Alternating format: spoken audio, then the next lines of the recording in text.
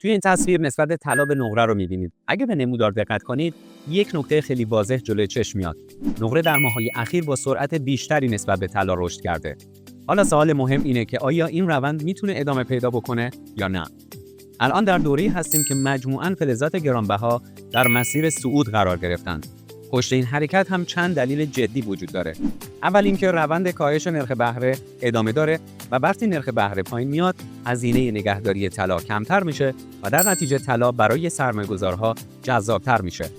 از طرف دیگه بازار کار آمریکا هم ضعیف‌تر شده و این نشونه‌ها معمولاً ریسک و ریزی رو بالا میبرن.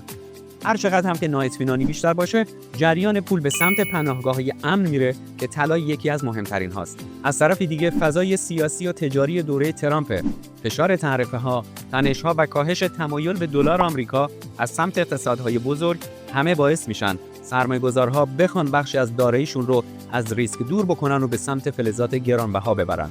در کنار این عوامل، خرید بانک‌های مرکزی، نگرانی‌های ژئوپلیتیک هم کل این پازل رو تکمیل میکنه و منجر به شدت گرفتن روند صعودی طلا میشه.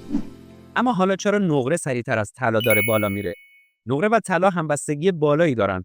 وقتی موج ریسک و ریزی شکل میگیره، نقره همراه طلا رشد میکنه. ولی تفاوتی که الان وجود داره اینه که نقره فقط یک فلز سرمایه‌ای نیسته و یک فلز صنعتی مهم هم محسوب میشه و درست همینجاست که داستان جذابتر میشه. دو صنعتی که این روزها به شدت رو به رشد هستند، یعنی انرژی خورشیدی و خودروهای الکتریکی، هر دو مصرف کننده اصلی نقره هستند. ظرفیت جهانی نصب نیروگاه‌های خورشیدی طی 10 سال گذشته تقریباً هر 3-4 سال یک بار 2 برابر شده.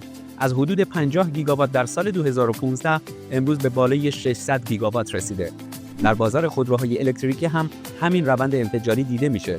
فروش جهانی از حدود 3 میلیون دستگاه در سال 2020 به بیش از 17 میلیون دستگاه در سال گذشته رسیده.